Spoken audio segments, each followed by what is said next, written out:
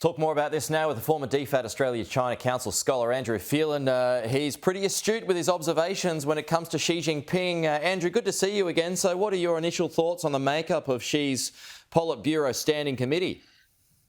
Well, good morning, Peter. As you just heard in the report, I think the most powerful man in the world just got more powerful. He's consolidated his power.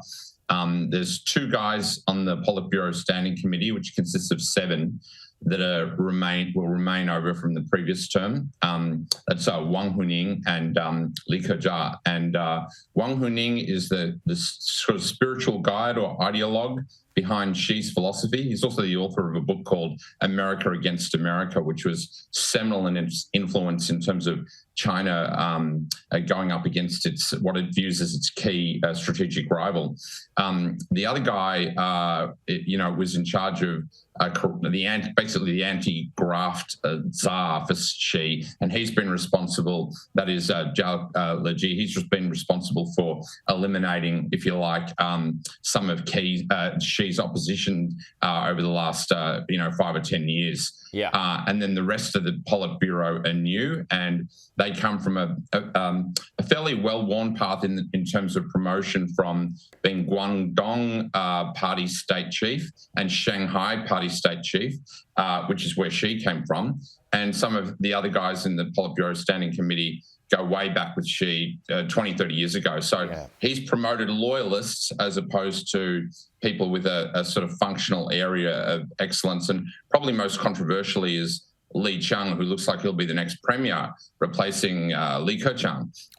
And he's the guy that's been charged with the Shanghai lockdowns, which have been very controversial. Yeah. So on that, can we expect more of the same when it comes to Li Qiang? Well, these positions don't come into effect until March, so there's there'll be a window of continuity until then. It's really hard to know what to expect, except that some of the amendments to the party constitution have effectively ruled that any criticism of Xi Jinping as the core of the party is criticism of the party itself. So in effect, it's like an insurance policy against challenges to Xi's authority. Yeah. He's really got, I guess the danger is now that he's really got a group of yes men or groupthink surrounding him. So what does this mean for Australia's role in China's plan now, Andrew? I don't think that's top of mind for the new leadership, what Australia thinks, but it's certainly going to be interesting and challenging for the Albanese government to respond to this.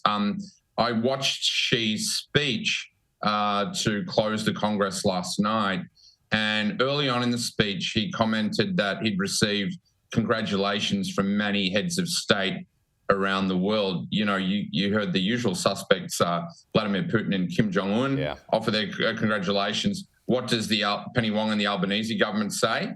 I'm expecting some fairly, neutral pro forma type of response. About hoping for, good relationships going forward. Sure. We'll have to wait and say. That's particularly on the back of the Prime Minister hosting Japan's Prime Minister over the weekend and the significance of that arrangement. Does this make Taiwan and the taking of Taiwan any more or less inevitable? Much more inevitable. In fact, that's a great question, Peter. That's also one of the things that's been written into the Constitution, as well as words like fighting spirit and so on. You heard in the introduction about choppy seas. So she's preparing China for a new stage. It's a departure from the last 20 years of opening and reform. There's going to be more focus on internal reliance for production and supply chain within China, being supplemented by the overseas economy, so more self-sufficiency. And I think the biggest takeaway from this is, with that constitutional amendment, it almost writes Xi Jinping into a corner that says, look, I'm going to be responsible for the incorporation of Taiwan back into Greater China.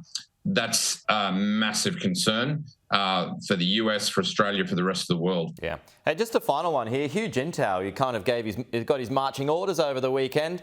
China's tried to play that down a little bit, claiming he wasn't feeling well, but it does seem like an odd thing to have happened. What's your summary of that? Yeah, it was extraordinary to witness. He was basically bundled out of the meeting, and he was the paramount leader for 10 years prior to Xi Jinping.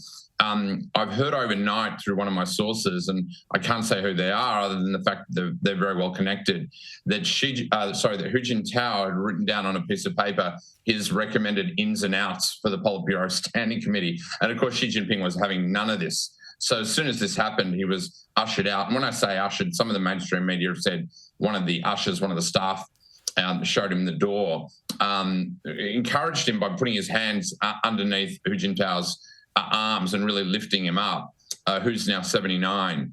But that usher happened to be one of Xi Jinping's bodyguards. So it was very unceremonious and undignified and unprecedented. But it also displayed to everyone that Xi Jinping's power will not be challenged. No.